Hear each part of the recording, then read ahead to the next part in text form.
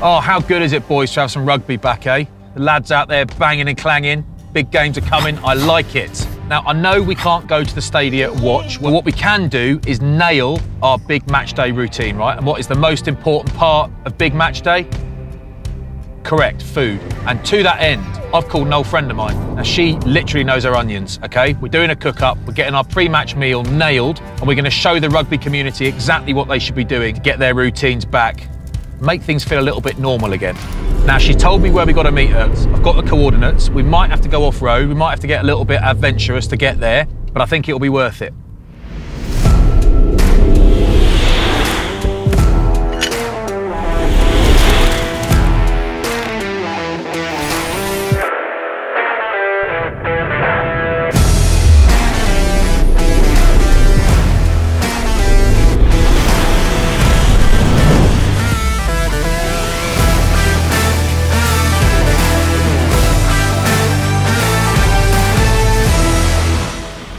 Yeah, Jen, what a spot. This place is awesome.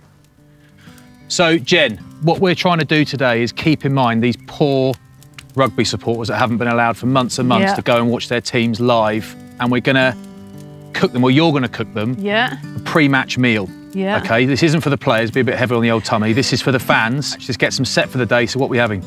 I'm gonna cook you a Philly cheesesteak sandwich. Ooh. Right, onions. That is actually what it smells like when you arrive at a rugby stadium on a Saturday or a Sunday afternoon. Right, can you pass me the mushrooms? You can shove those in, actually. Yeah, shove it all in. Yeah. Easy as that. Yeah, and then into that, smoked paprika. You can bung in that parsley, and then this is the good bit. Just got those sizzle around. Just leave them on. A little bit, yeah, nothing more to it than that. Right, so on our really beautiful bit of bavette steak here, plenty of salt, a little drizzle of oil. So we're just gonna, this is the good bit, sizzle that on there. Oh yeah. And for those people who aren't as carnivorous as you and I are, you could do this with veggies, couldn't you? Yeah, without a doubt you could. One of my favourite vegetables to grill is chard, you know, with the pink stems. Yeah, it's never like grilled it. It's really, really good. So you obviously love cooking outdoors, Jen. Is that just because of the taste, or is it kind of the whole event of the thing?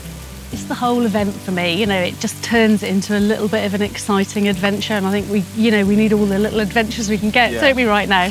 But, you know, this is here, and we're in this beautiful kind of wild location, but you could do this on any barbecue in your back garden. Yep. Yeah. And you can't deny that eating outside, it tastes so much better. Tastes better, tastes better. So we are 50, that is bang on to take off there. That's where we want it. Right, so I'm cutting it across the grain. You can get the bread on now and put it butter side down, because that butter is what's going to make it really kind of crispy on the outside. Okay. Hear that sizzle? It's going to scoop up some mushrooms. Oh yeah. They are smelling really, really good.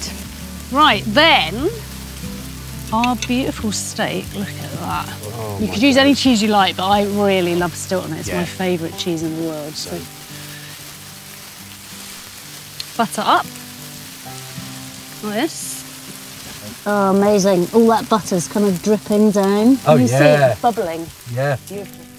Right, let's get that one off. Go on then. Slice that one in half. Go on then. No lying, all right? Honest opinion. Oh my God. You'd love it, Badge, but you can't have any. You're a dog. So get over it.